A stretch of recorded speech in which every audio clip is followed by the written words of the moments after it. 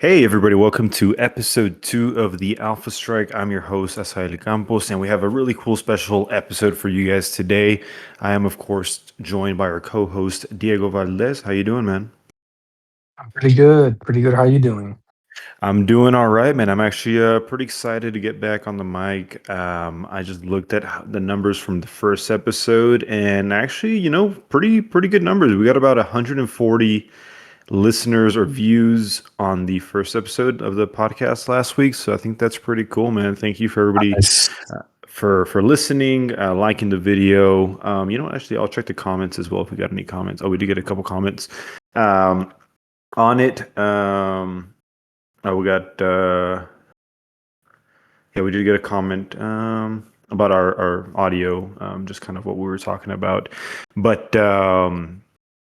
Yeah, man. This is a new week. We have a lot to talk about. We're gonna try to compress this in an episode for you guys. We're gonna knock out the watch list results from WizKids Q1 that came out last week, March 18th, I believe. And then we are also gonna talk about the top 8 for CCO that happened over the weekend in Florida. Orlando, where is it again? I It is believe Orlando. I believe it was in Orlando, yes. Yeah, Orlando. So we have a lot to talk about, some teams, how well they did, what we expected to see, what we didn't expect to see, and all that good stuff, man. But before we get into that, we'll do a little icebreaker, man. When is it okay, if ever, to sit down to pee? Yeah, I remember this question from the weekend. Uh when is it? For guys, right? I mean, we can only speak for ourselves. Yeah. I mean personally I never really do that unless I'm going number two. Right. I would say if you just wanna like sit down, watch some YouTube on the Yeah. toilet, Oh yeah. maybe that's the best time. But I mean, like usually when you pee, it's a quick In and less out. than a minute in and out, yeah, and you just I feel like sitting down is just a waste of time, you know what I mean? Like, you gotta bring all your pants down, sit down, and all that. Well, Yeah. when you just stand up, it's just the zipper, the button, done. You're efficient, man. I respect that. You're really efficient. Yeah, you know what? And you know what? You're right. Unless I'm on company time, I'm gonna take my sweet time. What do you think? Yeah, that's a good point. I mean, um, yeah, I mean, sometimes you just gotta go, but sometimes you wanna go and take a little break, so, yeah, Yeah. I guess so, yeah. I I mean, play. I was gonna say, let's No, just be honest. We're not working the full freaking 8 hours in a day, impossible. so it's Impossible. impossible, yeah. Yeah, So, there's just no way. Unless you're like you have maybe like a very demanding job in the sense of like fast food or some sort of maybe like construction job. Maybe you are completing the 8 hours. We don't work those jobs, so it's easy to doze off on our phones or play a little quick game. I was going to mention Snap, mhm, Marvel Snap. I do play that, and have been playing it for a little while. So I really take the time when I use the restroom to play a game or two.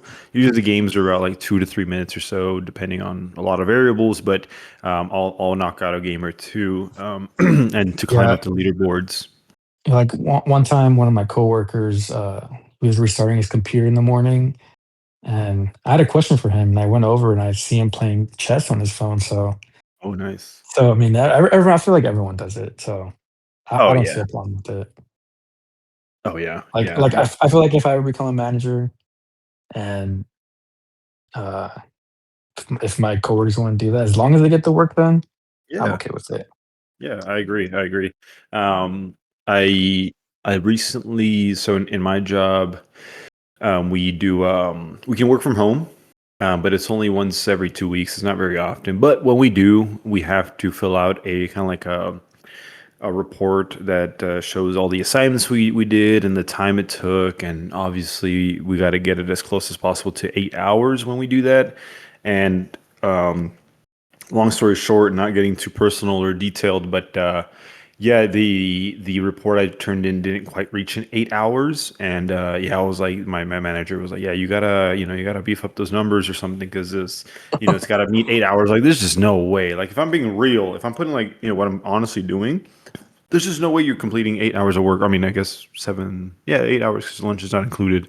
So I'm not a big fan of that. But okay, yeah, for me, I also stand when I pee when I go number one. But unless, like I said, I'm on work time, company time, um, or um, or I'm at home and maybe I don't know, I'm chilling. Maybe I don't know. But we got more icebreakers for you guys coming. Good question. Good question. Yes. All right. Let us know what you guys think. When is it okay, if ever? Maybe not even if you do number two. Maybe you don't even want to sit down when you do that, and I respect that. Um, all right, man, dude.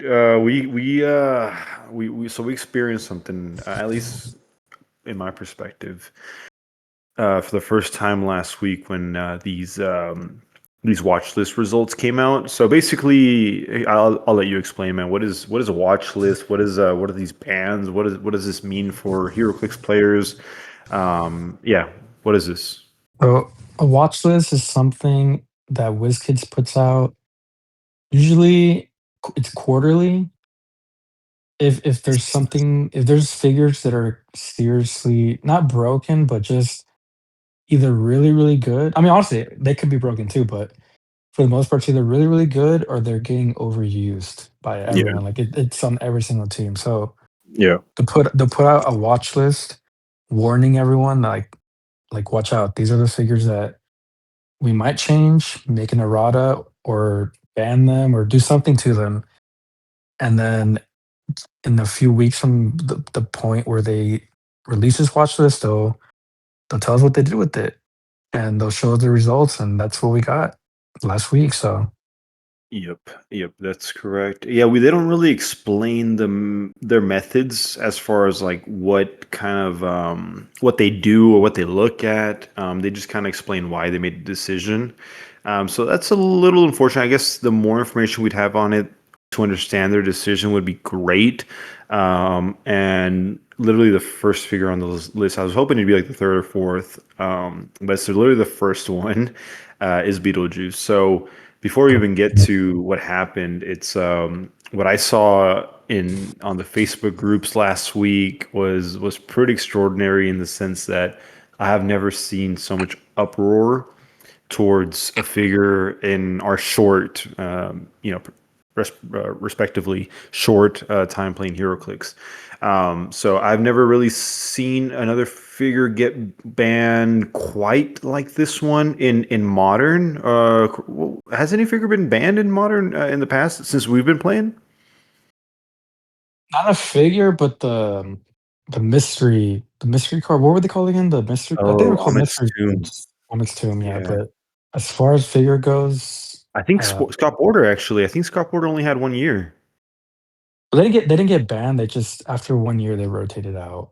Oh, you're right. You're right. You're right. You're right. Yeah. So yeah, I guess it was just Amit's Tomb, right? Oh man, I'm Mhm. blanking. I mean, at least in modern. I think that We might be. the only thing we really got is erratas for a bunch of figures that Yeah. are obviously a little bit too broken without an errata. But as far as banning figures goes, I mean, there's been some figures that I would have loved to be banned, but Yeah. whatever. In our career, we haven't seen any other than now. Yeah. So, More often than not, you'll see it happen in silver a lot.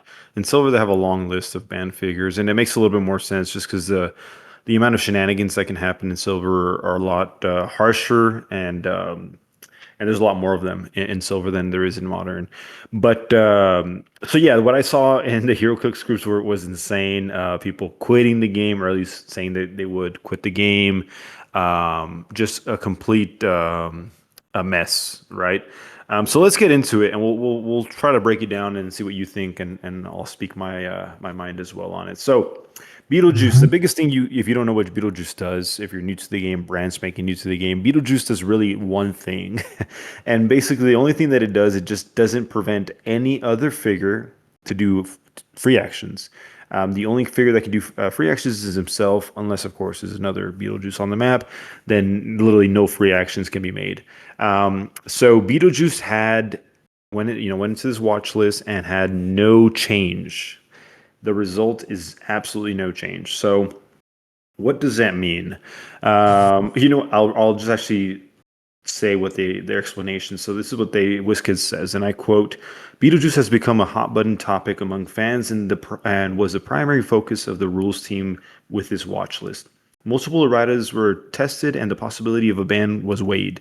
Ultimately, the WizKids team came to the conclusion that Modern is a healthier state with Beetlejuice than without, and the potential confusion of a second errata to him outweighed the potential upsides of softening his anti-free trait. Beetlejuice will, however, be rotating out of Modern alongside the next rotation, which will probably be in November, right after Worlds. I'm sorry, October, right after Worlds. Given that this is healthy for some restrictions on free actions to exist, future figures may explore a similar design space, but will not be as restrictive as Beetlejuice, man. So, how you feeling about this? Um, I mean, it kind of sucks. I believe I mentioned last week that I gave up social media for Lent, so I didn't really see any of the Oh, okay. outrage Yeah. on the groups. But I mean, I could guess from seeing or from what you said, I can see why people were upset. You know, in our career of HeroClix, there's been a few figures that have been oppressive and Yeah. very annoying to deal with, and Beetlejuice is definitely one of them.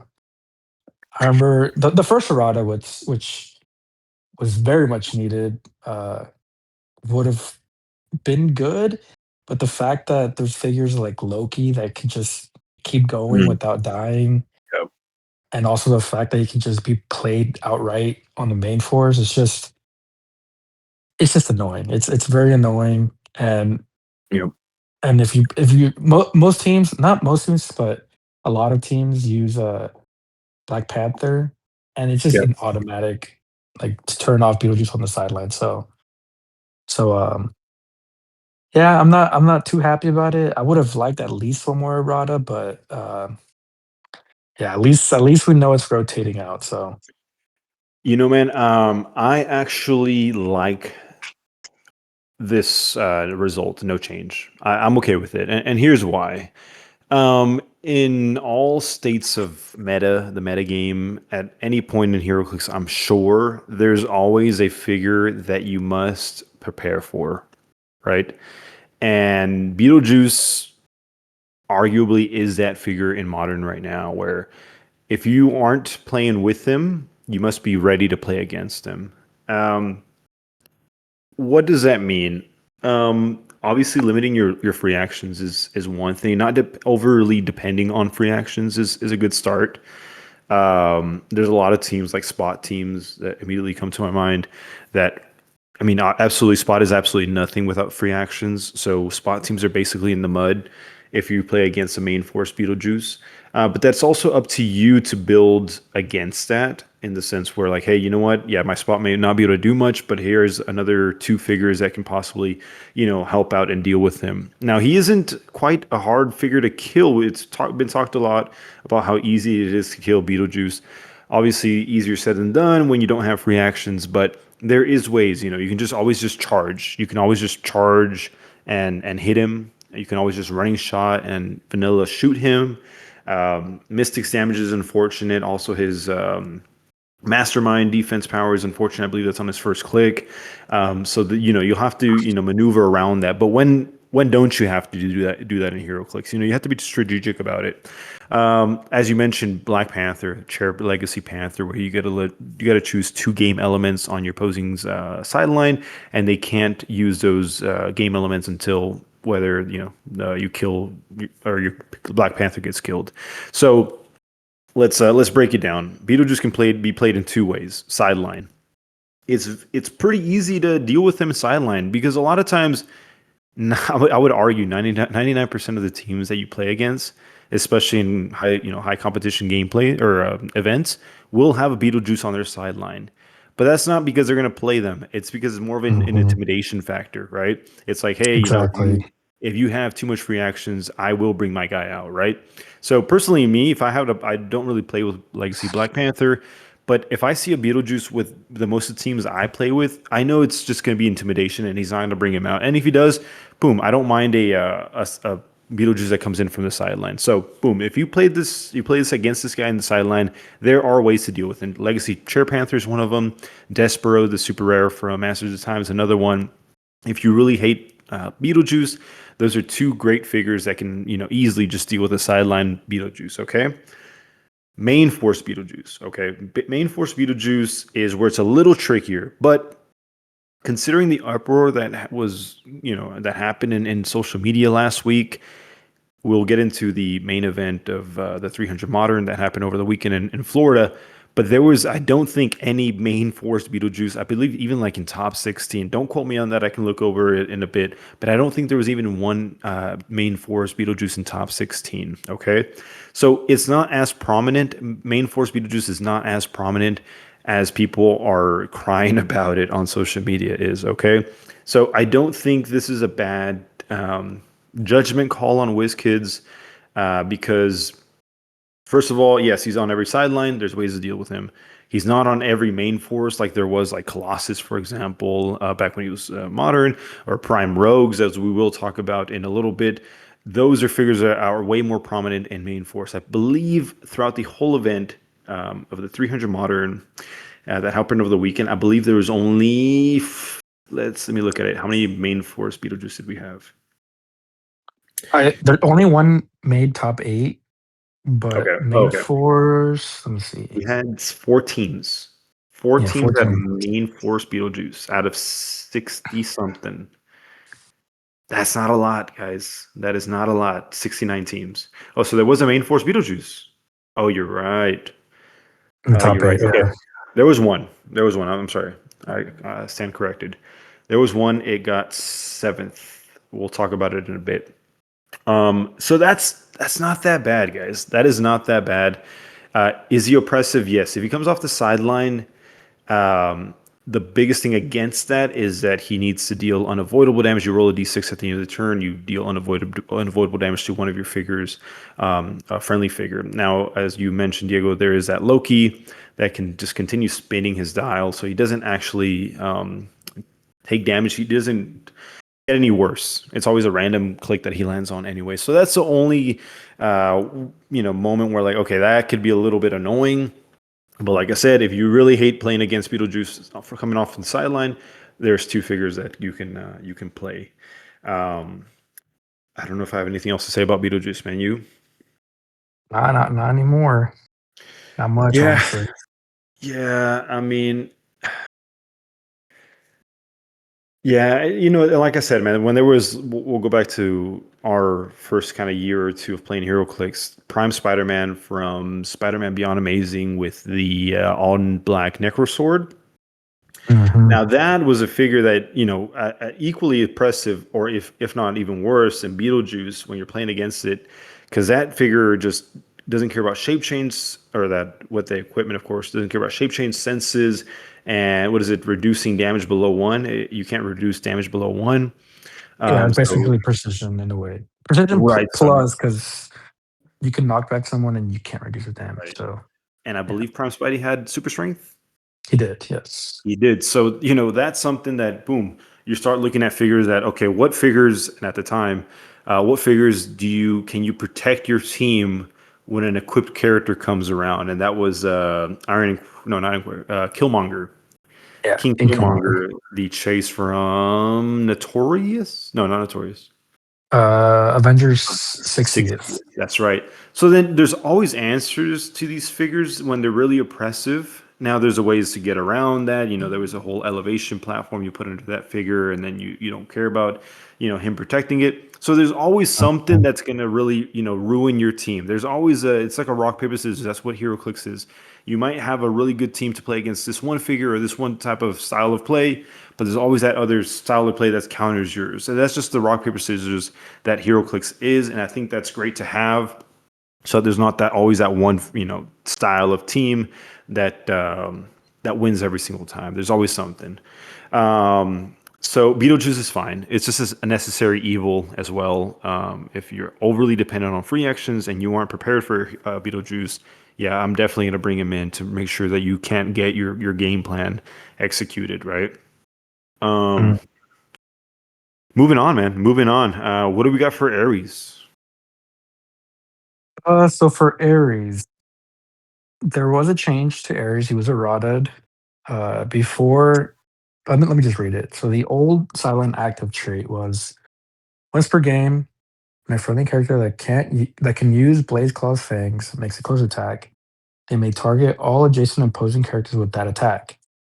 If they do, they must use Blade's Claw's Fangs for that attack, and they roll a separate d6 for each hit character. When they do, if Ares is on the map, the minimum result is instead the character printing damage +1. And the new silent active trait is once per game, when a friendly character uses Blaze Claw's Fangs, and this is the change right here, before rolling, they may choose that after resolutions, they deal each adjacent opposing character other than the target damage equal to half the result for that Blaze Claw's Fangs. And then when they do, if Ares is on the map, the minimum result is instead the character's printed damage value +1.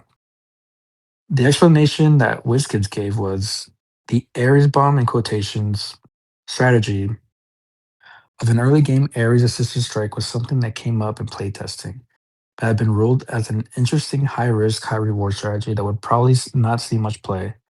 This proved to be a mistake, as Ares teams have become a dominant force in most formats.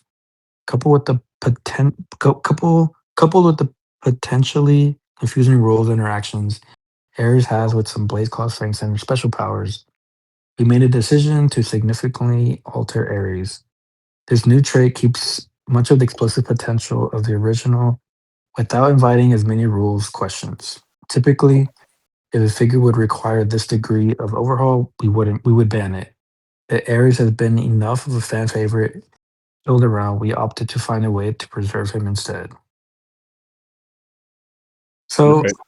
in my opinion, I feel like okay, so the old Ares bomb, let's admit, it was pretty Yes. overpowered. Yep. Being able to roll a d6, and there's even some figures that can increase the d6 rolls where Right. could potentially do so much damage. For example, like the +1 longsword, that's always Yes. gonna be a +1. And Yep. if you roll a 6, it's gonna be a +7. So it was just very, very honestly pretty OP, pretty overpowered. Yes. The new So one the new one is a good fix, I would say. You don't have to target everyone now. You can just target, let's say, the lowest defense character, and anyone adjacent to them will take blades damage, which in a way is better than he was before in the targeting sense, but obviously the damage was reduced to only be half now. right. So Right. I like the fix. I don't mind it. I don't mind this one. Yeah, I agree, man. Like you mentioned, for that, yeah, if you just target the lowest defense character, that's a pretty easy way in. But obviously, it would have to be adjacent to other opposing characters to have this effect, trigger. That being said, something to note: a bad thing that the original Ares bomb had was mystics damage. So if your character is attacking several mystical characters with a mystical T or a team ability, you're taking one mystics damage for each character that you damage with the mystics TA. Whereas with this new errata, you would only take mystics if that first character you hit has mystics. Everybody else that would take damage from this attack that isn't the primary target will not be dealing you mystics damage. Is that correct? Believe that is correct. You're not attacking everyone else. You're just dealing damage. If it says before, let me choose. I hope I'm not wrong.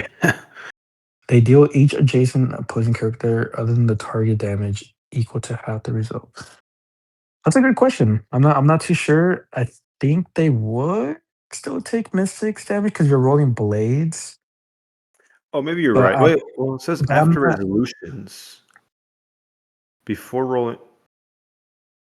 Yes, it says after resolution. So I don't know. Like it if says that, other, it says deal each opposing other than the target damage. Other than the target damage. Yeah. That's a good point. I guess that's a good question to ask Aaron or BZ. yeah, well, So I guess because it says after resolutions, I think that's after the attack, so it's not part of the attack anymore. It's just damage being dealt. mhm. So I think I may be right, but I would still ask, Yeah. like you said, a professional. Another thing, so a bad thing that this new errata has that the old one you could do, and the old one, if you, this is where like pin particles came into play. This is where the Mhm. destroyer armor came into play, where you become giant. And you, so basically, the old one, everybody you can see within your range of for a close attack becomes a target. Whereas this, with this one, the size of that character making the attack does not matter anymore. Okay, so Yeah. Good destroyer armor point. gets a little bit of a nerf because of this, because being giant isn't as great anymore. So that's also another big nerf to pin particles, which if you guys don't know, it's a one shot you can flip to free either make a character, one of your friendly characters, tiny size or giant size. So that's what it was kind of being used for, and that's kind of where the Ares bomb kind of came from as well, to maximize the amount of targets you can do for or have for a close attack. So this new errata does not care about your size at all. It just really cares about who's adjacent to the opposing character you're initially targeting. So I'm with you on this one, man. It kind of does suck if you were kind of dependent on Ares Bomb for your Alpha Strike. Um, but yeah, this one doesn't care at all as far as who you can see.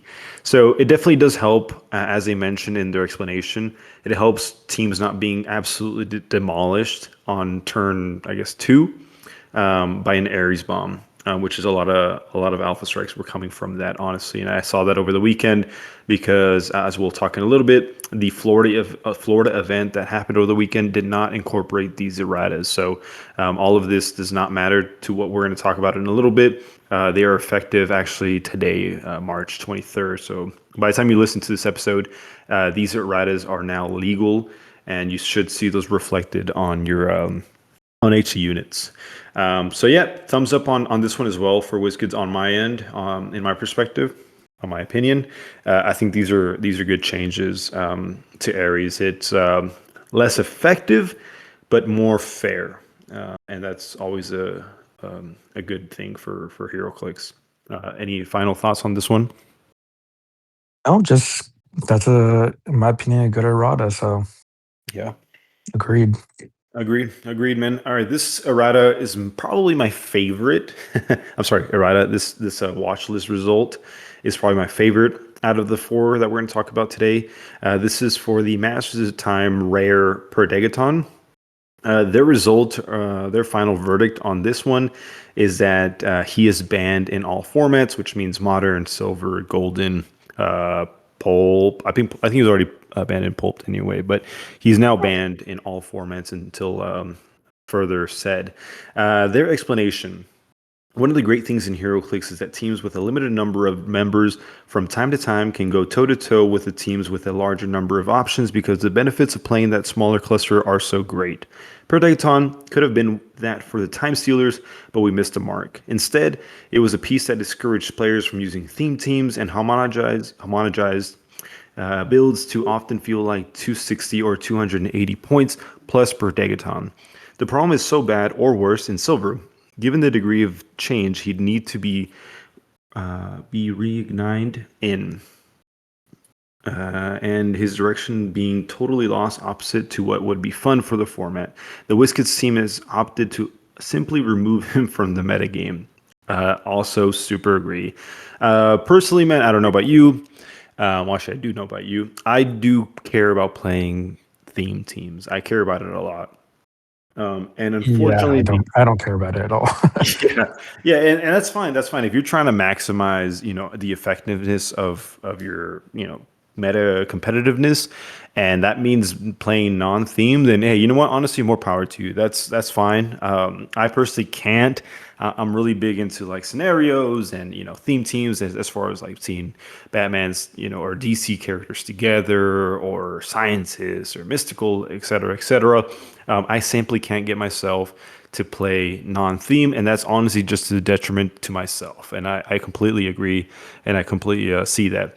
Now, Perdegaton was a problem for the reasons I'm saying now. Is that I would play against teams where like their whole team is, let's say, scientists, or actually Predagaton is a scientist. Their whole team is martial artists except for Predagaton. It'd be like it's a theme team up until this guy. And it's like because you're doing that, because that figure offers so much utility. For 20 points, you offer, first of all, hyper time where you can't, well, you don't really offer it to your teammates, but hyper time where you can't, or you possibly can avoid your opponent from getting within a square of your Predegaton if they roll low enough, one or two, which which means, surprisingly happens a lot. Like whenever I unfortunately, would play him, it did happen a lot. unfortunately, it does happen a lot. So that can prevent possibly a close attack from happening to your Predaton or adjacent friendly characters. He also offers, is he team player? He Yes, he is. He's a team player too. So boom, if you have a Spider-Man TA with your other friendly characters or Wonder Woman TA, he can copy that, have half chance senses, which is extremely rough. You can give him, stealth if you got Batman TA or Wakanda, Avengers or JLA to bump up his attack. He's very, yeah, has a lot of utility in that sense. He also has sidestep, I believe, throughout his whole dial. TK if you need that leadership, which is insane. Poison and outwit we didn't see too often, but we did see a little bit of his pen sight and enhancement clicks as well. And you can pick any of those $3 for 20 points, or if you want to pick two of them for 40 points, and you just switch over after he gets KO'd for the first time. He ignores characters. He goes through blocking. He targets through characters. He targets out of adjacency, all for 20 points. And arguably, maybe his most important attribute is or trait is that at the beginning of the game he gets to displace one of your figures if you're playing against him. He can place any one of your figures anywhere else on your starting area, which can ultimately maybe mess up an alpha strike if you're planning that. So when I would play against a Predaton, I would just assume that he's going to pick the character I care about the most. So at that point, I'd have to just work around it, use an action to kind of get into position anyway. So 5 thumbs up on that one, man. What do you think? Yeah, I mean, it was nice to have him while it lasted. I mean, I think it was expected. It was expected to be banned. I mean, for being 20 points, uh, a rare figure, Yep. and giving you three of the top four powers that every team needs. Yep. It was pretty ridiculous. But like I said, it was fun while it lasted. But yeah, honestly, as much as I love the figure, it was it was very much needed. Yeah. Yeah. So Agreed. I'm not like let's say I would say I'm not glad it's banned, but I can see why. Yeah. Like it Yeah. like I yeah, that's what I gotta say about that. Yeah, I kind of feel like that with the porters whenever they rotated a little early. Porters were just must-haves on every team. At least what they offered is that you had to play a theme team, so that was kind of well, actually, yeah, you did. Yeah, you did for them to work. So that was something that they had going for them, which was pretty cool. But once again, kind of same problem is that for 25 points, those Scott Porters offered a lot, like Porter rerolls. They could copy TAs that were uncopyable. Um, Mhm. it bumped up your attack if you're in a theme team, or the other one bumped up your defense if you were adjacent to friendly characters that shared a keyword. So, long story short, they were just must plays. And I think what WizKids is going for with these erratas really is just ensuring that there is a variety of of figures or theme seams that are all meta compatible to be competitive in big events. And so as soon as there's a single figure that is just a single, like a must play in a team, that's when that kind of turns on that they're a red flag, and they're like, okay, we got to reassess, why we built this figure and what it does and what it's actually being used for. So yeah, I like that red as well. And sadly, lastly but not least, is the destroyer armor. Long story short, no change. I think I'm okay with this one as well. It's a very powerful equipment, but it is also 15 points. Unless you have a Asgardian, which for the most part, there's no really big meta figures that are Asgardians besides maybe Pegasus Cap or anything else. Something that just got top number two, one man army, Phoenix Force Thor. That's right. That's right. Yeah, he was played. However, he did not use the equipment, That's right. so Yeah, that's right. So, yeah, I mean, actually, maybe I don't know if that would have been a good play or not on him, but he got second place with it, so I can't argue against that. Um, yeah, I'm cool with this one as well. Like I said, the biggest thing against it is that it's 15 points, but it's really strong, so it makes a character giant. Which, if you don't have stealth, you can just kind of see that figure if you're outdoors, and you can also just shoot him from where you're at. And it bumps up your stats or your defense +2.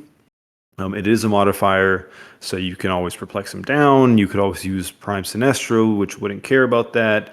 And third but not least, it gives him invuln, or gives that figure invuln that is equipped with it. Oh, that's just one of the clicks that you can choose for it. That's not the only click on it, but I can't even tell you what the other two clicks are because I've never used it, and nor have ever seen anybody else use it, unless they're just playing like an absolute counter to that click.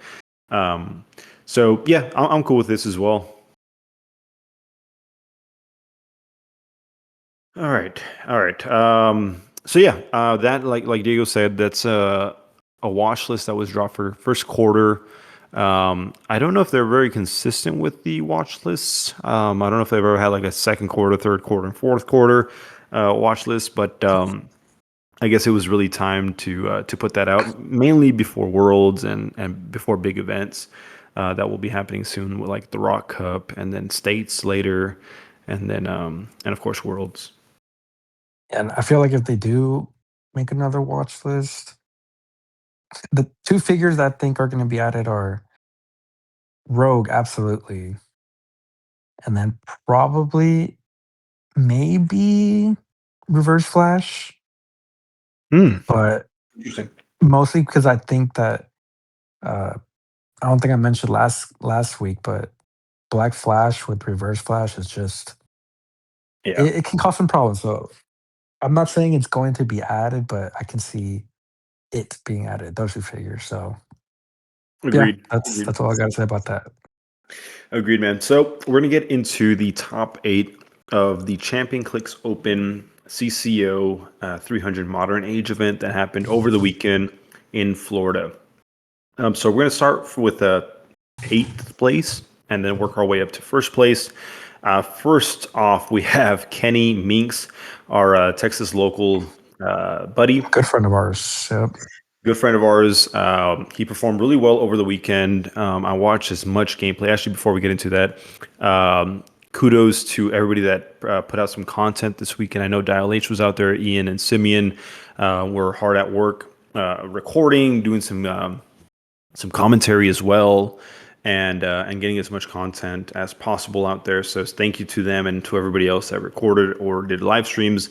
Thank you for sharing that content with us from everybody at home to keep up with what's going on over there. So massive shout out to everybody that recorded. So Kenny is an interesting team builder in the sense that he's always playing with or he's always building with figures that you can kind of see in your radar, but you don't ever really plan for. So Captain America, the sorry, this Smash and Destroy Chase is a personal favorite of mine, figure of mine. He Same played. here. Yeah, he's super fun. He's kind of hard to take down. He's got the whole arena marker. His stop clicks generate these devil dinosaurs that can deal pretty massive damage. And then he also has mastermind on those clicks. So if you play it right, you can hopefully mastermind that damage to stay on the stop click onto the devil dinosaur or anybody else that you share a keyword with, and hopefully stay alive. So he went unthemed, and he didn't play. No, he didn't play Predagon. So this was just unthemed out of utility or maximizing his meta effectiveness. So he has Captain America from Smash and Destroy equipped with Mjolnir for free because he is in. Oh, because it's Captain. His name is Captain America. He had Ace, the Legacy that came out like 15 years ago in that Royal Flush. summer event, I believe it was, and I really do like her. Her biggest thing is that no one can use Outwit but her, and she can use it on absolutely anybody. So she goes past, safeguard Outwit or protected Outwit. So that's pretty efficient.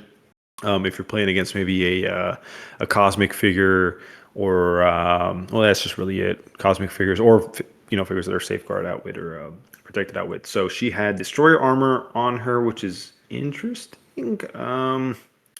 Yeah, if I had to guess why he uses, I'm assuming Yeah. it's because of Prime Rogue and her outwit. So that's my guess as to why he played it. But What do you and mean? also because Prime Rogue has that outwit that if you outwit them, you can use the power that you outwitted.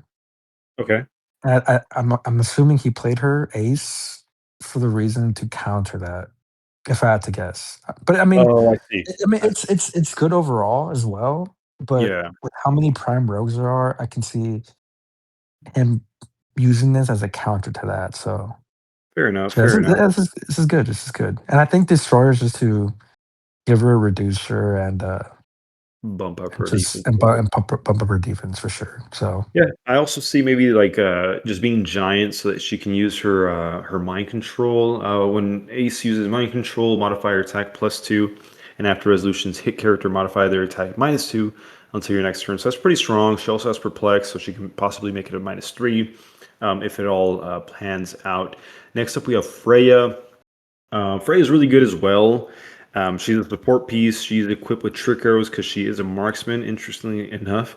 And then she pops out these terrains that either do what is it, -1 attack if you're within the range. You can't use prob if you're within the range, and then -1 defense or +1 defense. no, the prob is just automatic. Oh, Anyone okay. within her range that she can see, I believe. Yeah, no, it's just within range. Can't use prob. It seems like he's just trying to turn off every power like prob, outwit, and it's just That's like right. just generic clicks. So, Yeah.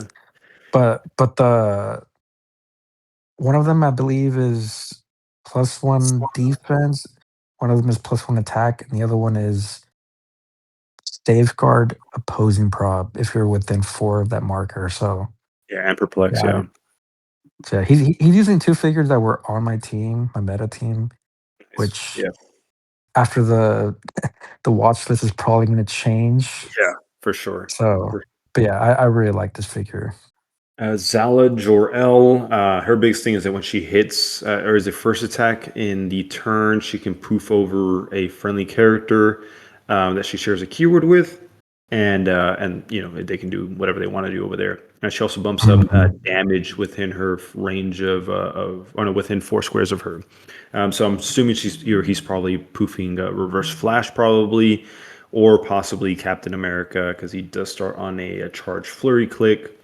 Yes, but I don't know how he really does that with the arena. Next up, we have Reverse Flash, which is his prime, equipped with Avatar of Animal Man, which is fantastic. And does he have Black Flash? He does have Black Flash on his sideline. So to what Diego had mentioned earlier, you deal 1 extra unavoidable damage when a character with the Speedster keyword hits.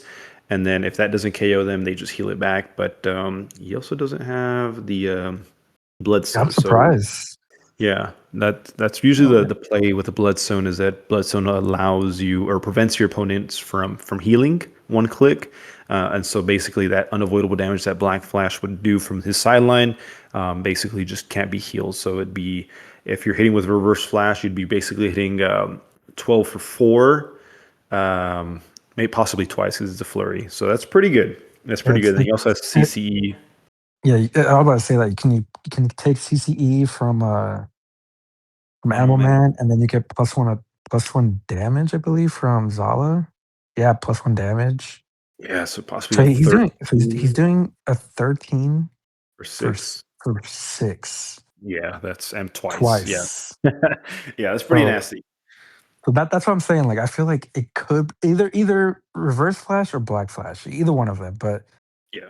but yeah, that I think I did put Reverse Flash in my top 3 last week, Yes, yes, we all and did. this We both did. and this is the reason why, like, he's just being Absolutely. able to hypersonic 11 for and then flurry after. It's disgusting, especially with Absolutely. Zala. Uh, yeah, it's crazy. The only Yep. thing I'm not sure is how he's able. I guess he's just perplexing Zala up because an 11 attack on defense is kind of hard to hit sometimes. You Yeah. gotta roll what, like a 8 or 9 or 10. Yeah. So yeah. Yeah, Zala was has always been a hot figure. It's just that her attack is pretty low, and she doesn't have any solo modifications unless she's doing close attacks, which is probably why he gave him. Oh no, that's a God Killer sword. That's not the +1. She just ignores what's the Mystics and Super Senses, which is pretty great, and it's for free on her, so that's pretty good. Yeah, because she's already turning off Mastermind and Shape Change, so That's yeah, right. you're pretty much not gonna be able to do anything if she attacks you. You just gotta hope that she misses, but Yep. The chances are pretty high on that one. And then lastly, you got the Phoenix bystander, and it's not his only sorts of leadership. Actually, well, it actually almost kind of is. Actually, it's just a Phoenix and Freya if you're on that one click that she has. So pretty weak source of leadership. And leadership is Mhm. massive, and I'm sure he knows. Kenny knows, but he did great. I saw the game. It was a recorded live stream. It was against his teammate Joseph Harrison, and it was a very close game. If I remember correctly, I think he just went second, and that's kind of what gets you a lot of times. The alpha is just way too strong on Joseph's team, and we'll get into his team in a bit. But great job, Kenny. Keep up the hard work, man, and you got him out there. Thank you for representing Texas. Did you All wanna right, talk man. about his sideline or Oh yeah, might as well because we're probably gonna see a lot of that next 20 minutes. Yeah, what did he have in the yeah. sideline? He had Halt Mutant, which is really good one shot, which you activate at the beginning of your turn, and then anyone with any special powers can be placed within 4 of that character. Yep. Or you choose a character, and Right. then anyone within 4 can't be chosen. Then he has Spectral Armor, which is what's the other one that kinda does something similar to this? Yeah, it's that one from Strange Cells. I think you roll a d6, and then when you get targeted, or when you get hit or something, you just choose to not take it. Images of icon. Is Oh, it it's that a one? different one. I think there's one that I think it's, no, it's the one from Oh, Resolve of the the Green Green. Lantern one. Yeah, Resolve the Green. So this one's Yeah, pretty similar, except this one, you deal 1 unavoidable damage to someone, and then until your next turn, reduce penetrating damage and reduce damage from attacks by 4, insane. so it's insane. Like, you do take 1 damage, but you are reducing the Yeah. most you can from any source of reducer, so Yeah, insane, man. And for 5 points, it doesn't have to be to a mystical keyword, character, anything. It's just Mhm. anybody. It is beginning of the game. I'm sorry, beginning of the turn, just like Halt Mutant is. Yeah, so you have to be sure to play that preemptively in your Mhm. turn. But yeah, they are insane for 10 points. You basically are protecting one of your figures for a whole turn, unless your opponent has really long range or can target you. Oh yeah, it's really just really long range or doesn't have any special powers. So yeah, we'll be seeing a lot of those two Uh-huh. one shots. Of course, the sideline Animal Man because that's one on Reverse Flash. Ares because this was before the ban. I'm sorry, the before the errata. Beetlejuice Mhm. and Black Flash. Moving on to, I'll let you start that one off. We got Nick uh, Bellew. Bellew? Yeah, Nick yeah, I think it's Nick. Sorry for saying it wrong, but yeah, Nick Belu, Uh, Belu. Anyways, again, I apologize if we're saying it wrong, but he played um, May 4th Beetlejuice, yep. uh, which we talked about earlier in the episode. Beetlejuice with Animal Man, which is pretty standard. Uh, Captain America, the one that, or 2 Captain Americas that when you attack, Yes. uh, you can't use defense powers. One of them is equipped with a destroyer. One of them is equipped with Millionaire, which both are free. Yep.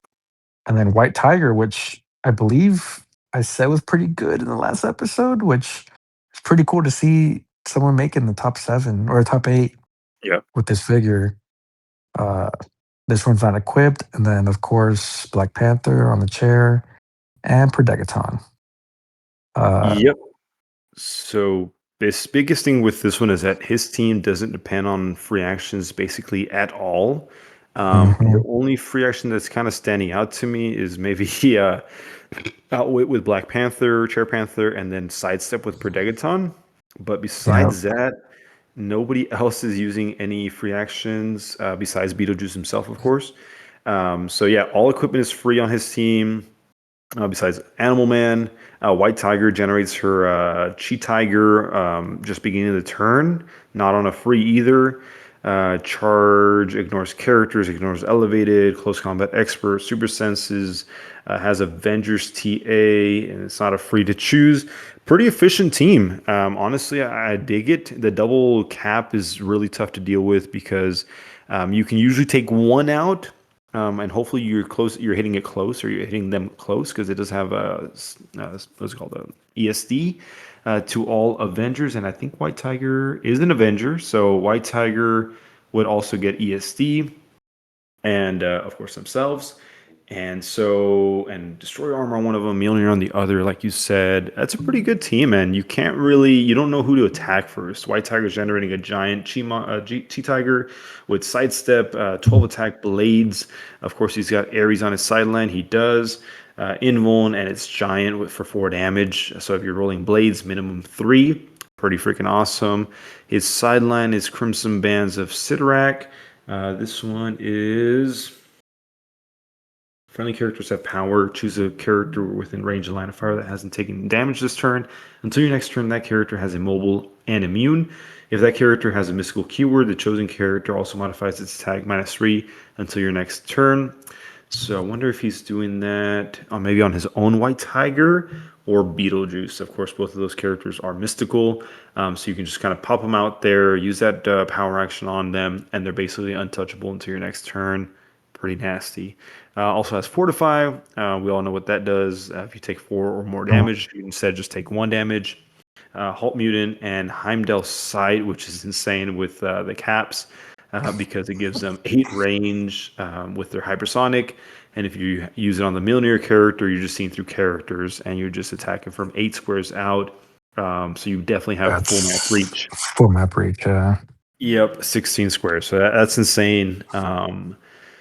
I didn't see any of his gameplay, unfortunately, when I tuned in, but I can easily see how this team does this well. Hmm. Very good team. Easily. Very fun team for sure. Oh, yeah, absolutely. Oh, did get hit by the errata with Predaton, but and Ares, but Yes. Yes. I can still see it being good. Yeah, and I guess his only Ares bomb would be with the Tiger, unless Beetlejuice chooses Blades. Yeah, because Cap doesn't Yeah, ever get. Yeah, Captain America's don't ever get Blades, unfortunately. yeah. I'm guessing it's only the Tiger, and I like Yeah, doing that too. Like with Captain America with the arena. yeah, Uh, that's right. it, it it really comes up that big dinosaur with charge, giant reach. Yeah. Oh, yeah, big So, time, dude. Big time. Moving on to Jeff Watson. He's got a rogue team. This is the first rogue we'll talk about tonight, but not the only one. He mhm. played rogue with the longsword. She is a warrior. Yeah, No, she gets brute. it for Brew, Yeah, yeah, it's for free. yeah. We do see a spot. Interesting. I didn't know there was a spot in top 8. We have a spot with Avatar of Animal Man, Spider Man from that 400 set with Mjolnir, Black Panther, Chair Panther, Ring of Telekinesis, Perdegs, Tri Sentinel, first one we see tonight in top 8, and a Copycat, which is also, I believe, the first one that we see tonight. Mhm. This team basically has 3 different almost like main attackers. The Spider-Man is insane. If you guys haven't read him, do check him out. Pretty insane with an Ares bomb. He does not have Ares actually on his sidelines, so no Ares bombs with him.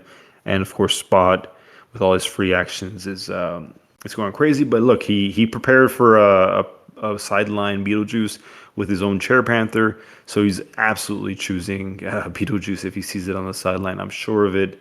And then Prime Rogue. Prime Rogue's insane. We talked about her a little bit last week when we talked about her primes. She's a one-man army in the sense that you just toss her up and she'll be fine. He has Absissa on his sideline, so even if she gets unlucky and gets KO'd, quote unquote, you can bring out Absissa and put her back on her last click. Mm. Fortify, Halt Mutant, Inspector Armor, and Crimson Bands of Sidorak. Unthemed. I don't think we've seen a single theme team thus far. So this is kind of where this whole Predaton band comes from, and also why we don't see Beetlejuice being banned, because we haven't really seen, besides the main force Beetlejuice, a team that just completely just gets this, demolished by a Beetlejuice team. And who did Jeff lose to? I do want to see that. Top He lost to shit, who Josafa. did he lose to? Yeah, he left Oh to yeah, there is. Yeah. He lost to Josafa. first place. So Yep. yeah. Yep. So great job, Jeff. I like this team. I'm not the biggest fan of Spot, honestly. um, I I don't think don't we like. all are. Yeah, honestly, I hate Spot more than I hate Beetlejuice. Honestly, I don't know if that's controversial or I mean, not, but I guess I will say Halt Mutant does kind of prevents him from going for one turn because he can't be placed within 4 of the person oh, that you're activated it. right. So you could potentially go kill him really quick. Uh, That's and right. That's I'm assuming that's probably what happened. I mean, he still made it to top 8, so it seems like it worked out for him. yeah. But yeah, I feel like Halt Mutant kind of stops Slows him in down a way. Spot. Yeah, that's such a good point. I didn't think about that one. Moving on, we got Isaac. Isaac, the prodigy. Isaac played a very simple team, only 4 figures. Interesting. Okay, I haven't seen this team yet. So also Prime Rogue, Destroyer armor on this Prime Rogue, which I Uh, kind of prefer. yeah, well, I was about to say that too. I definitely prefer Rogue with Destroy Armor. Yeah, it is 115 points. Don't get me wrong, but I think this is the way to do it. She can't be perplexed at all. So you must get through a 21 defense from close, unless there's more shenanigans going on. Which And she keeps going every single turn too. That's right. That's right. She can punch from 2 squares out, or shoot. But we really got to talk about this next figure, Lernian Hydra. This Hydra Mhm. figure is in Iconics that came with a Hercules little box. And this guy is really interesting. There was a picture posted on Facebook like a week or two ago about there was 2 Hydras playing against each other, and I think it was in an event where Isaac was playing at as well. So basically, you're playing him at 75 points, this Hydra, and he just is really hard to KO. So Leandra, the Hydra starts with 5 heads Yeah, and Hydra. no, yeah, I don't even know. I'm not even going to try. The Hydra starts with 5 heads and no empty necks on its sculpt. The Hydra can use the following effects based on the number of heads it has on its sculpt. So right off the bat, you have combat reflexes and protected out or safeguard outwit. Okay, he's only 5 clicks. 1, 2, 3, 4, 5 knocks it out, but there's more to it. When the Hydra is dealt damage, you may remove up to 2 heads from its sculpt. If you do, reduce that damage taken by the number of heads removed in addition to any other effects. So if it's not penetrating damage, you're taking 2. I'm sorry, they're saying you're taking 4 damage and it's not penetrating, so your reducer will take out 2, and you remove 2 heads, you're taking 0 damage. Stay on the same click. Regen as free. When the Hydra uses it, you may reduce the amount healed by any amount to a minimum of 0. If you do, attach that many heads to any empty necks on the Hydra sculpt. So Rolling anything.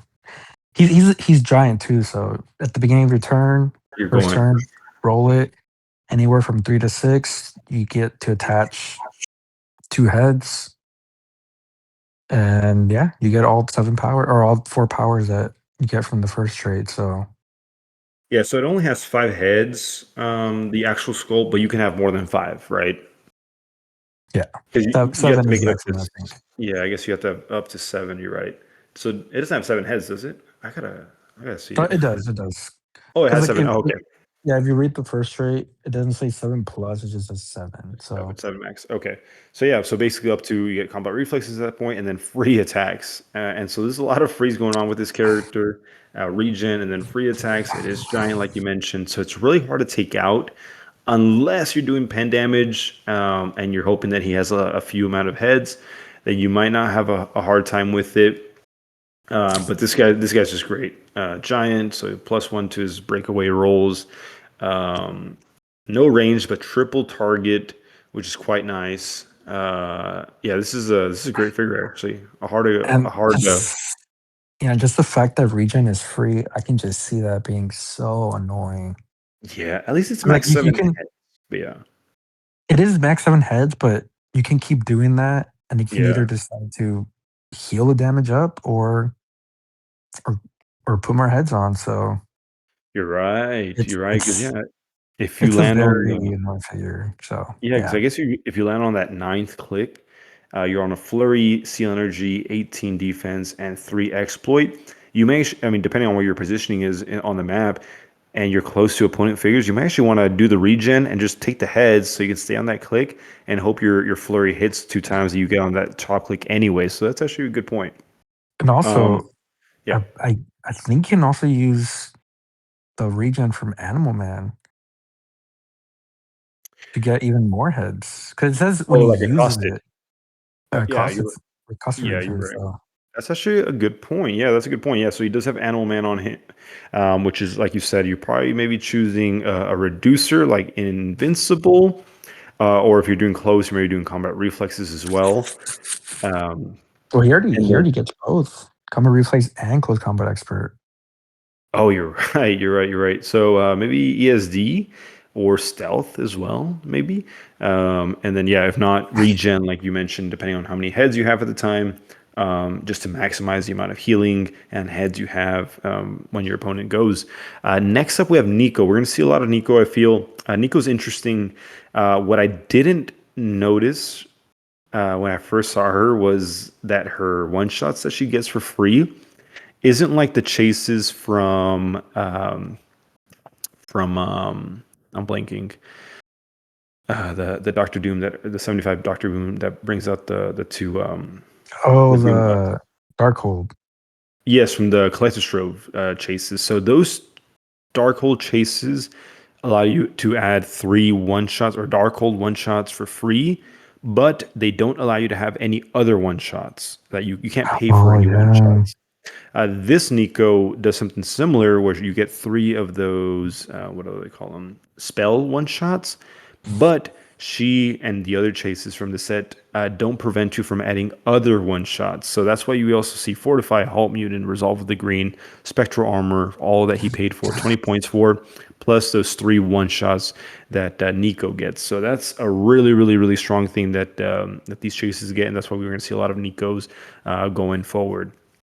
So honestly, if I Yeah. see an errata happening, it's probably that allowing her to not have any other one shots besides She those she 3 free ones, and that's just me she being might kind of be petty because I like Doctor Doom.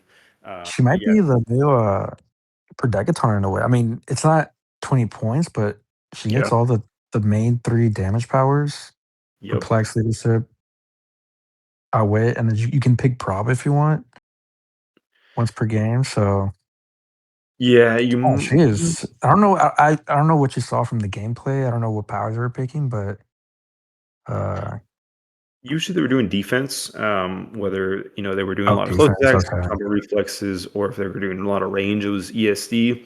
But yeah, she was just out there, and she's kind of hard to deal with, depending on what powers they pick and how they play her, because she also can land up potentially on a stealth click. So it might be hard to two-shot her if you're shooting from range. And then she also has prob on her other 4 clicks. You're obviously, or everybody played her at 50. But a big thing that I saw that was pretty clutch was that damage power, her outwit. When she uses it after resolutions, you may knock back a target. That was pretty sick because I don't know who it was, but it might have been Josafa might have used her. Don't quote me. I don't know if he had her on the team or not. Let me double check. I I think he think he did, yeah, he did. yeah, and because she also says free once per game, choose a standard power. Oh no, No, something else. She was able to use it twice. What was I looking at? No, never mind. Okay, never mind. Yeah, she gets to knock back that character. So if you have no reducer, you're taking a damage. And then also has the Chair Panther with Ring of TK. Pretty standard sideline Abscissa for Rogue, of course, and Animal Man for the Hydra. Crazy team, man. Crazy team. Hard to kill. You don't know what to go for first. You're probably going for Nico first just to get the points.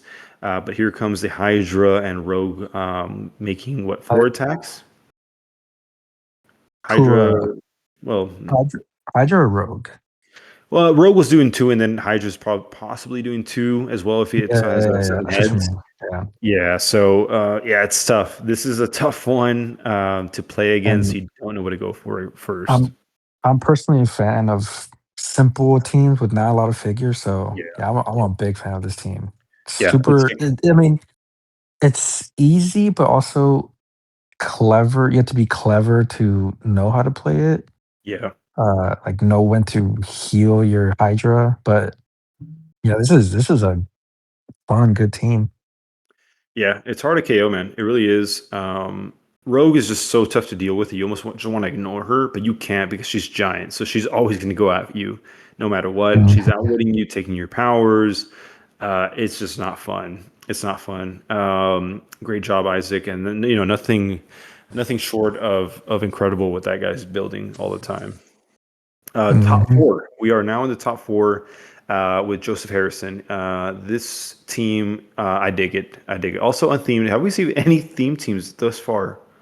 We will soon, but I don't really count it because it's a one Oh, man army. But yeah. yeah. Okay, well, yeah, that's why Protegaton was banned once again. Okay, Hadari Yao with Universal Weapon, choosing Pulse Wave probably. Another Nico with Mhm. the Bloodstone, awesome clutch choice. Reverse Flash with Animal Man, has that Black Flash on the sideline. Chair Panther, per Degs, Trisentinel. The only interest. Oh, okay, well, it's a great team. The I only. feel, Go ahead, go but ahead. yeah, no, you go first. But I feel like we should talk about Trash Sentinel now, since Oh, yes, we, yes. we we didn't talk about it with the other team. But You're right. You're right. I was gonna say Hadari Yao is kind of like the sleeper pick in this team, if at all. We didn't see a lot of her for a while. And why was that? Oh, is it? Wait, why was that actually? um, I'm not too sure, to be honest. I think it was. I think I think maybe, oh, it was because of Colossus. It just Yeah, goes right. It goes right through her. no reducers, dealing 5 damage, puts her on sidestep and terrible clicks. Mhm. Yeah, One, two, her three, biggest four. thing Yeah, is, yeah, she takes maximum of 2 damage from attacks, but the mind control that Colossus does is after resolution, so it's not, it doesn't get filtered attack. out Yeah, from that. And then of course the biggest thing is the damage output she has. If she deals less than 3 damage to you and you're hit, you're dealt 3 damage anyway. So that's why Pulse Wave's a big one on her. It's a 3 damage pulse wave no matter what, which is insane. And then if she hits knockback, there goes that as well. So 4 damage. What else? She safeguard opposing perplex, opposing prob, and then -1 defense to opposing characters that don't have the deity keyword. She's cosmic, Black Panther. I'm sorry, Wakanda. So she's got stealth, roll dial. She's pretty solid. 100 points is a little hefty for her, but she's pretty good. She's pretty good. But yeah, what do we got for Tri Sentinel? or Tri Sentinel. He's made a comeback. Yes. He was played quite a bit in the top eight. I think it was three teams that played him. This is the second team we see it played. So uh, I heard it's pretty easy to get. So if y'all don't have one, go get it. Yeah. The only thing that's hard to get is a legacy card. Yeah. But It's good. all right, that's what he does. So more than likely, you're always going to play him at 15 points, which is insane. So it says his first trait. Once per turn, when Tri Sentinel destroys one or more pieces of blocking terrain, after resolutions, do one penetrating damage to an opposing character within range and line of fire of Tri Sentinel. So this guy has 8 speed, Yep. he has sidestep, and he has 9 range. So, and he's also colossal. So he more than likely is going to be able to see you. Yes. Yes. So that was his first trait, or his only trait. Next is his special speed power, plasticity, and sidestep. Once per turn, when an opposing character within range is given a free action, after resolutions, you may deal that character one penetrating damage. So again, Insane. like I said, with the Insane. sidestep, that already gives him 11 range. Yep. So more than likely, again, especially with so many Nico, like with Nico, for example, uh, that outwit, it's gone. Like that special power that special outwit that she has, it's gone. Oh, that's right. As soon as she uses it, it's gone. If you're Yep. playing a Trash Sentinel. Next one, his special attack power, Pulse Wave. When Tri Sentinel uses it, before targeting characters, destroy all blocking terrain within 4 squares. Yep. So yeah, that's just a good way to get Clear up rid the map. of Yep. blocking out of the way. So yeah, and he can already break blocking. So that's Yep. another way Yep. to get rid of it. And then lastly, his stop click, energy shield deflection, and impervious. So yeah, for 15 points, he does quite a bit. Yeah. And No. and if you don't have him, go get him. And all I'm gonna say is good luck trying to find a legacy card. It's first of all, it's really hard to find, and secondly, if you do find it, it's very expensive. So uh, Yeah. So yeah, what I very, saw. very, very good figure. What I saw him being played with, or the strategy with him over the weekend was basically just if you go first, just toss him up with so that he can be in range of your opposing of your opponents, so that they are deterred from using free actions, and they're probably going to go kill him anyway. But he does have at least mystics and 20 Mhm. defense from range and impervious if you're not dealing pen damage. So it's a risk. It is just 15 points, but it's such a risk to go for it that it was you either avoided him or you maybe tried to get a little precision on him with a close attack. And then they can even use this is the one that you can use images of icon.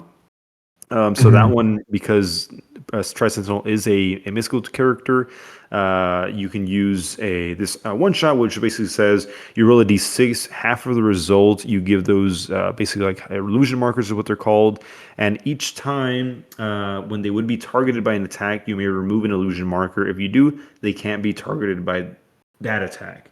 And it's basically shape change, but without the shape change, where you can still be targeted if it's like a flurry or something like that. Mhm. So if they roll a 6 or 5 or 6, that's basically 3 times you'll have to target it with an attack and potentially deal 0 damage on it.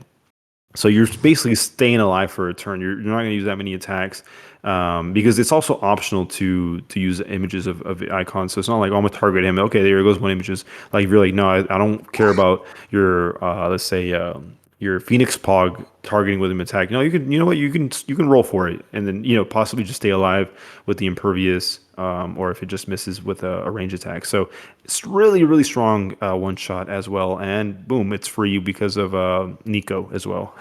So you still pay the Mhm. 10 points if you use it, but to put it on your team, it is free. Tri Sentinel is insane, and we're going to be seeing a lot of it going forward. Maybe unfortunately. Uh, Moving on, man. Jacob Bishops also has a rogue team. This one is a little different because he's got John Constantine, which he just says no problem unless it's him. Also has Nico, so 3 free one shots, Black Panther, Chair Panther, and 2 Tri Sentinels. I saw some gameplay of Jacobs. He played incredibly well, getting third place. My hat goes off to him. But who's this Hoggith on the sideline? Oh, he had a one of those patrons. This one is uh, if Hoggett's avatar can use Outwit or Perplex, they can use that power twice a turn. That's what I saw. That's what I saw. Okay, so what Oh, he it's interesting. did, Okay, yeah, he gave that to Nico, Nico. and she would use it twice a turn, double knockback, double outwit. That's pretty strong. And it's just how do you use it? Yeah, it's just being the turn you choose. Yeah, so you can give it to Nico or to Rogue. So use that double outwit on Rogue, and she can get 2 powers, I guess. Let me see. Oh no, it's until she chooses it again. So I suppose as soon as you do the Yeah. second outwit, you might lose it. But still, very very strong actually idea. I didn't. That's might be the only avatar or what do they call them? Patrons. I've been seeing. I saw it all. So great choice, Jacob. Um, But again, if with Nico, you gotta be careful too, because with how many Tricentennials we're seeing, yes, like yes, that can bring her down by a lot. Cause it's yeah, penetrating damage too. So that's right. That's right. I guess maybe that's why they pick out what's it called, Invincible with Nico, That's right. so she can keep using the outwit Yep. and won't take Tricentennial damage. So yeah, that's yeah. Y'all gonna be seeing a lot of Yeah. Nico, a lot of Tricentennials, a lot of rogues. So Insane. Insane. just yeah, be ready for Great that. choice. And into the top two, the final. This was actually the team I was rooting for just because it was absolutely not expected to be seen playing this well. So massive shout out to Michael Nelson for playing this figure and going so far in it. The team consists of only one figure, Phoenix Force Thor, equipped with the avatar of Gaia. Biggest thing with Phoenix Force Thor is that he doesn't get any action tokens, so he is standard size. He doesn't have willpower, or I guess he has willpower with Cosmic TA, but he Okay. can't be given action tokens when he takes action tokens. He can still get like I believe what is it called incapped if you want to incap him, and that I guess I can slow him down, assuming he doesn't end his willpowers.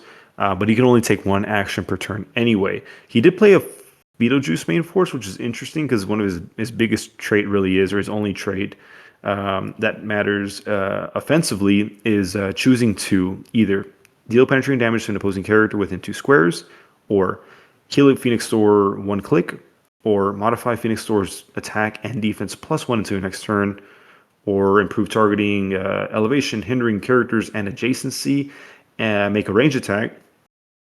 Is that free though?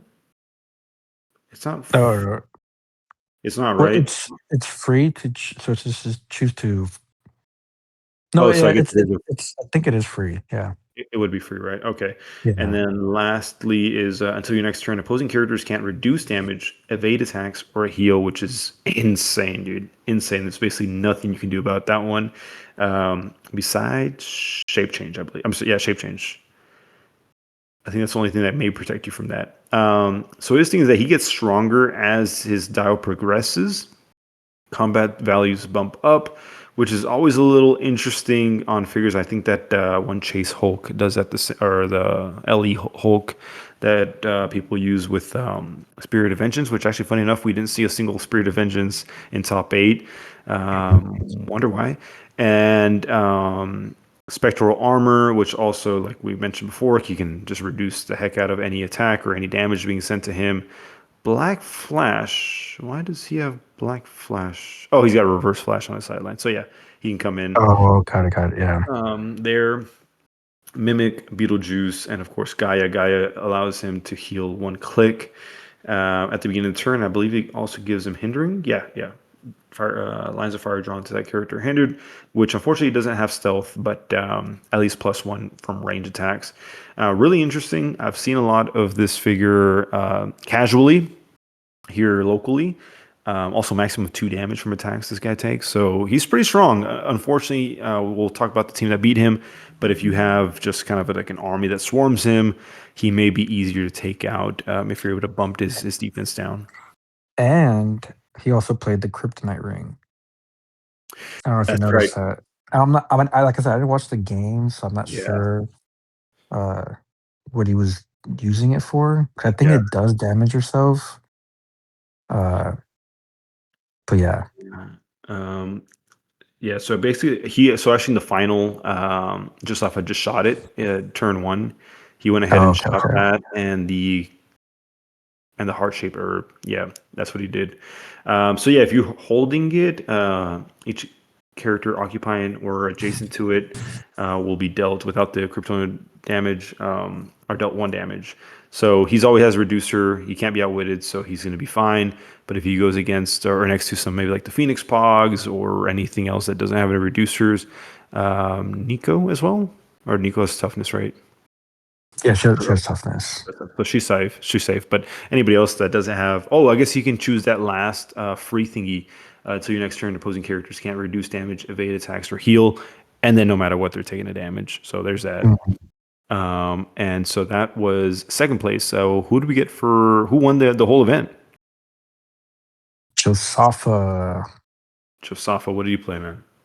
So he played the LE Hawkeye, which from what I've seen, I've never personally played against him, but from what I've seen, he always, or not always, but he really likes to play his figure. Yep. Uh, and then we see the typical Nico Noru, Reverse Flash, the 300 Spider-Man or 400 Spider-Man, Yep.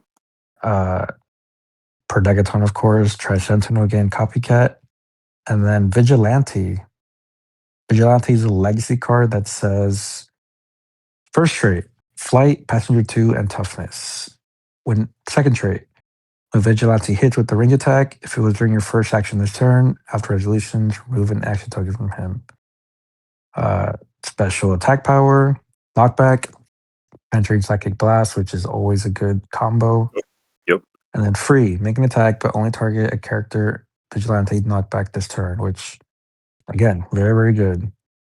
And then lastly, his special damage power, range combat expert, probability control, but only to target himself.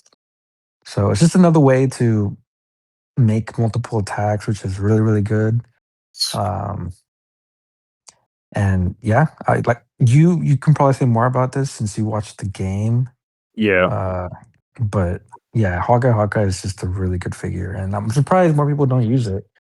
No, He absolutely. or they just do way too much. They can do a lot of damage, and yeah. So Yeah, so what do you I'm trying to think? did he oh yes, enhancement with Predegaton. So he was choosing the enhancement clicks with Predegs Mm, because he's got leadership with Nico and with Hawkeye. And so then Copycat would get the enhancement as well. So double enhancement on Vigilante's attacks and Hawkeye's attacks. Hawkeye has triple target precision, so possibly dealing 12 for 5. And then Spider-Man and Reverse Flash were probably taking care of all the close attacks as well. Try Sentinel for the shenanigans to avoid some free actions and dealing some pen. Dude, it was insane. You should really watch this final. He he might have struggled a little bit, but I believe the Phoenix Force Thor was just missing some attacks towards the latter of the game. mm, But this team was just really well built and isn't really dependent on one particular figure to perform really well. So he's got a lot of avenues for damage output. So that's what he had going for him as well. The one shots helped him out a lot as well. He used the which one was it? He used Crimson Bands of Sidorak, I believe it was. Yeah, he used this one on the Phoenix Force door, and so he was just unable to move or unable to take any damage as well, and -3 attack. Oh, you know what? I don't think he has the Mystical Thiever, so that didn't come into play. But he had Phoenix Force Thor like on an 11 attack or something like that, and made an attack, and I think he missed, and he did get one attack, and I think he was able to KO. Hawkeye, and I think that might have been one of the only figures that got KO'd, and then the rest was just taken care of by Reverse Flash, Spider-Man as well, and Vigilante. And so it was kind of the weakness that Phoenix Force Thor was just being able to get swarm around him and have so much damage output from different characters. And so that's really what got him the W in that one. I didn't see any of his other games, so I don't know how they performed against Rogues, for example, or Main Force Beetlejuice if he played any.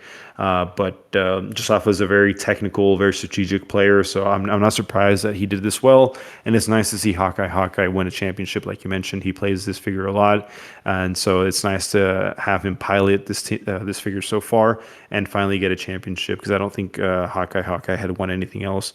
or big events at least. So kind of like what we saw with Joe Harrison with Ghost Rider last year at Worlds. This is kind of the way I feel about Haka Hakai with Josafa. So hopefully we see this figure at Worlds being piloted by Josafa, because I don't think he went last year to Worlds. So that'd be really cool to see. Yeah, but this was a great build. Also unthemed, and also has Predegs. So he's got some work to do to see what he's going to use to fill that figure. And then he also has Ares on the sideline. Interesting enough, he does have a question card, Q's question. So the only detective is probably Hawkeye Hawkeye? And I guess Kate Bishop too, because That's uh, right. That's right. he generates her, or they generate her. Uh, So per degaton, maybe? No. yeah, Yeah, so I just I think that's it. so suspect is when he hits three characters while occupying hindering different characters. At the beginning of the turn, you may generate a smoke marker and any marker on the map, or a smoke drain marker anywhere on the map. Opposing characters occupying that marker modify attack -1. And at the beginning of your next turn, remove that marker. At 5, he gets once per turn. You may reroll a single d6, including a d6 in an attack roll. And then 7, case closes. Opposing characters can't use safeguard outwit or protected outwit. I don't know how far he got on this one. I don't think he got very, very far. But I would suspect that he probably got to 3 to the suspect tier of this one at the very least. But congratulations, Jasafa, and to everybody else that participated, and everybody that went to the event. Actually, they had a great turnout. I'm going to be keeping an eye on the meta for this event going forward, because this is going to be a kind of great kind of contrast to what the meta is before the erratas and the watch list went to effect, and then what to see what the post meta looks like after the watch list goes into effect. Man, any Yeah. last words? Yeah, I was just gonna say, if y'all want to get into the meta, the figures I would watch out for, that not only to watch out for, but to try to attain, is definitely Rogue, Oh yeah, because she's just really good, and it's good to practice against her. Nico is just a really good support piece, and of course Tri Sentinel. Those three I yeah, think are must haves right now. Uh, Maybe Reverse Flash, but yeah, that those three are, in my opinion, are the must haves of the meta currently. So yeah. I agree. I'm I not I'm agree. not sure I'm not sure we're gonna get anything new with Venom. any new meta with the Venom, but again, we're gonna have to see, because I personally didn't think the last set was that good. Yeah, The Strange the Tales. Dark Strange Tales, but it always seems like there's at least one meta figure that comes out from each set, and from Yeah. that set it was Nico. So No uh, Lokis actually, huh? The I Loki guess so. Social Supreme Chase. I think I did see one or two being played, but nothing made it far. I guess I'm actually gonna look at what was the one that made it the furthest. Oh, looks like 14th by Richard. Rogue Prime and Loki, Black Panther, Chair Panther, two copycats, a Snarf from the Thundercats, because it's got support, sidestep, and it's tiny. Phoenix Pog, interesting. Okay, so there is one that made it this far. I don't know how it plays. I've never seen Loki being played, so I wonder if we're going to see any more of this, because I know when he first got revealed, uh, everybody went pretty crazy on it because he has a really, really strong effect when he hits his stop click.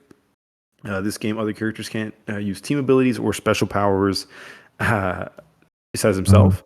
So Rogue doesn't have any special powers. Oh, I guess her damage is outwit, but yeah, I guess he was overly dependent on Rogue. I guess that might have been his downfall. But 14th place is not bad at all out of 64 either. So maybe just someone hasn't really kind of built the perfect team for Loki to really outperform, or maybe there's just or there's not really that many special powers that we're depending on in meta right now. Maybe that's also why.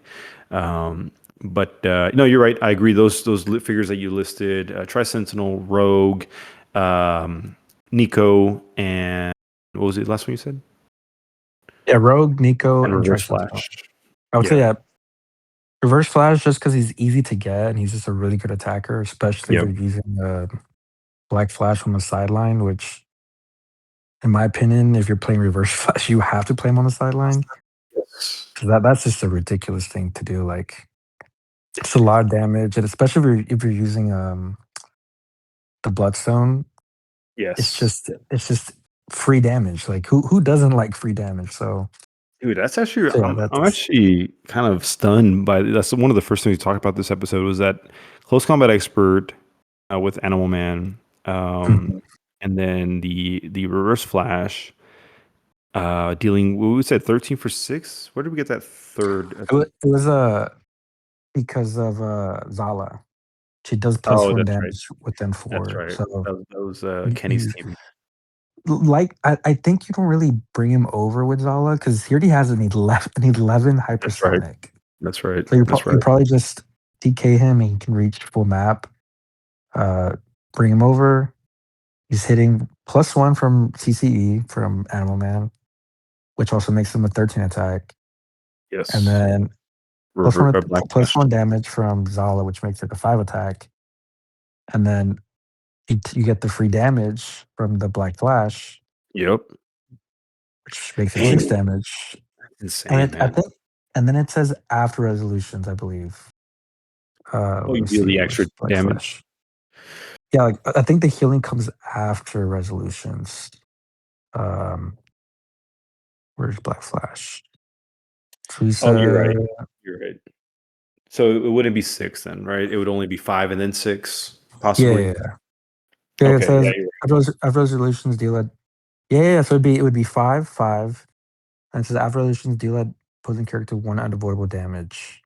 dang, 11 clicks possibly. Insane, dude. Yeah, it's crazy, and I definitely see myself playing that, Yeah, me because too. Me that just too. looks really fun, Yeah, that's and insane, dude. it's just crazy, crazy, crazy. And on top of that, if you KO a character, he just comes in. Black Flash comes in. That's So right, yeah. free And free 100-point figure. exploit 10 attack, steal energy, and I'm pretty sure you can heal off of that. Yeah, that's pretty nasty. That's awesome. Mhm. That's awesome. We have a local that plays a lot of speedsters, and I'm sure that he already uses this Black Flash a lot, and I got caught off guard by it once, unfortunately. But this is a great play. This is a great play. What I wanted to say one more thing before we got off.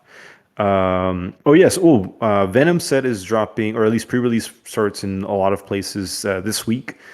So one thing that we can definitely say we'll probably see some plays the one shots. There's like 10 or 15 one shots in that set. So I'm sure there's gonna be one that will be very compatible with meta. I haven't read them all and I don't have it memorized. So I'm sure there's one in there that will get the ball rolling when it comes to meta. So keep an eye on those. There's a lot to collect there, and we also haven't seen all the chases thus far as we're recording this episode. So that's gonna be cool to see what else comes out that hasn't been seen yet. But I'll definitely be playing some Seal this weekend, or we will be playing some Seal this weekend, and we'll have some gameplay out for you guys next week as well, so you guys can check that out. Mhm. Can't All wait. right, you guys. Oh yeah, what's up? No, I just said can't wait to, Oh yeah. Oh yeah. play with the It's new been a while set. since we've had a new set. We had it like in January for December. Was it Strange Cells? So it's now Yeah, we're in Strange March, Tales. almost April. So it's been a while. So yeah, we're glad to get back into it and get some gameplay out for you guys. But Diego, thank you for sticking out, man. Appreciate you Mhm. co-hosting the show as always. Yes, thank you, thank you. All right, guys, ladies and gentlemen, thank you for tuning in to our episode 2 of the Alpha Strike podcast, where we talk about watchlist results, Q1 watchlist results, and the CCO 300 Modern event top 8 teams. Thank you for listening, and comment if you have any questions, if you would like us to answer in the next episode, wherever you're at in the world. Good morning, good afternoon, and good night. Thank you for tuning in. Thank you, guys. Thank you. Bye bye.